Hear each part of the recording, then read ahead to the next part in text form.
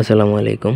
আজকে আমি আপনাদেরকে বাড়ির মধ্যে ঝগড়া বাঁধানোর মন্ত্র, এটা ২ জনের মধ্যে না, ওই বাড়িতে যারা থাকবে প্রত্যেকেরই একে অপরের সাথে ঝগড়া লেগে একদম মেসাকার অবস্থা হয়ে যাবে।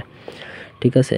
তো অন্যায়ভাবে এটা প্রয়োগ করতে যাবেন না। কোনো বাড়ির মানে সৌন্দর্য নষ্ট করবেন না, সুখ শান্তি নষ্ট করতে যাবেন না। একান্ত প্রয়োজনে প্রয়োগ করার হলে প্রয়োগ করতে পারেন যদি আপনি খুবই প্রয়োজন হয়।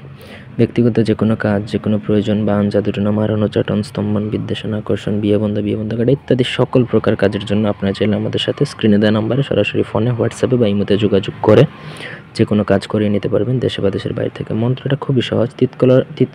তিতকলা নিমের পাত্র বিষয় হয়তো হাড়ির দিলাম হাত অমুক অমুক, যেকোনো ২ জনের নাম বলবেন অথবা ওই বাড়ির ২ জন করে আপনি ১০ জন বা ২০ জনের নাম ওই মন্ত্রের সাথে বারবার পড়ে ফু দিতে পারেন। অমুক অমুক বেজার করে একটা বাঁশের চুঙ্গা নিবেন, ফাঁকা বাঁশের চুঙ্গায় চুঙ্গাটা হতে হবে কবরের বাঁশ। কবরের মধ্যে যে বাঁশগুলো থাকে মানুষ মারা যাওয়ার পরে, মাটি দেওয়ার পরে সেই বাঁশ নিয়ে আসবে চুঙ্গা। ৮ জাতের তিতা দিবেন।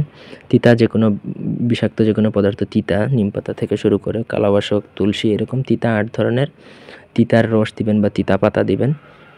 ঢোলের লাঠি, ঢোলের মধ্যে যে বাড়ি দেওয়া হয় সেই লাঠি শনি অথবা মঙ্গলবার দিন চুরি করে আনতে হবে। এই জিনিসগুলা, তারপর সেপের মাটির মধ্যে থুতু দিবেন। এইসব জিনিস বাঁশের চুঙ্গায় ভরবেন। চুঙ্গায় ভরে এই মন্ত্রটা ৭ বার পড়ে ফু দিবেন। তারপর ঢোলের কাঠি দিয়ে চুঙ্গার মুখটা বন্ধ করে দিবেন।